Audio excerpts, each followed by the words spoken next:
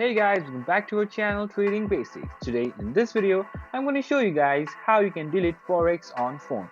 So note guys, this is my iOS version. So I'm going to be showing you guys how you can delete forex.com in your iOS version. So let's just get started. Firstly, just locate where forex.com is. So this is mine. So this is my forex.com app. I haven't registered or let's say open yet, because I'm just showing you guys. And now what you can do is just hold and press on to this icon, or let's say the app, and here you'll be having the option to edit home screen or share app or remove app. So as you want to delete forex on phone, just press on remove app.